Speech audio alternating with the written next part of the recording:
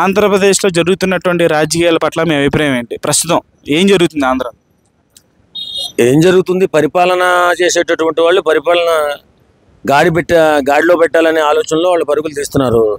వాళ్ళకి కాళ్ళకి అడ్డంగా బంధాలు వేయాలని ప్రతిపక్షం వాళ్ళు చూస్తున్నారు. వీళ్ళు అసెంబ్లీలోంచి పరుగులు తీస్తున్నారు. వాళ్ళు అభివృద్ధి కోసం పరుగులు తీస్తుంటే వీళ్ళు అసెంబ్లీ నుంచి పరుగులు తీస్తున్నారు.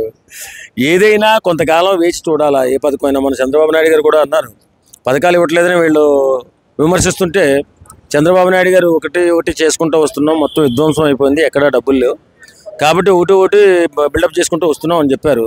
అది కూడా వాస్తవం. ఎందుకంటే జగమెరిగిన వాస్తవం అది. ఎందుకంటే జగన్ గారు చేసినటువంటి పరిపాలన ఓన్లీ ఉచిత పథకాలు ఇవ్వడానికి తప్ప అభివృద్ధి మీద చూపించలేదు, దృష్టి పెట్టల.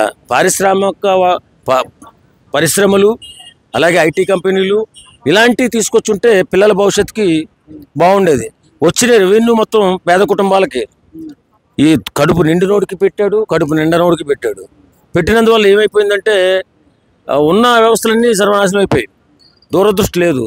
ఇప్పుడు మనం ఏం ఆలోచిస్తాం, మన బిడ్డ ఎలా బతకాలి, ఒక పిల్లలు పుట్టినటువంటి పెద్దోళ్ళు మన బిడ్డలు ఎలా బతకాలి, వాళ్ళ భవిష్యత్తు ఏంటి, వాళ్ళకి ఉద్యోగం ఎలా రావాలి, ఎలా చదివించుకుంటే ఉద్యోగం వస్తుంది, ఆ ఉద్యోగం వస్తే బాగుంటుంది కదా అని ఎదురు చూస్తూ ఉంటారు.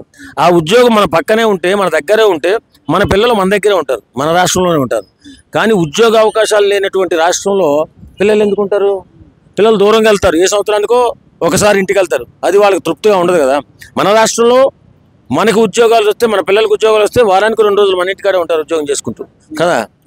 కాబట్టి ఆ రాష్ట్రంలో కొంచెం ఇప్పుడిప్పుడే కొంచెం డెవలప్ అవుతుంది రాష్ట్రం. రోడ్లన్నీ బాగుపడుతున్నాయి, అలాగే ఇప్పుడు పరిశ్రమలు కూడా తీసుకొస్తున్నారు. మెల్లిమెల్లిగా కొంచెం ఈ 5 సంవత్సరాల్లో కొంచెం మెల్లిగా డెవలప్ చేయడానికి అవకాశం ఉందని నేను నమ్ముకుంటున్నాను. అలాగే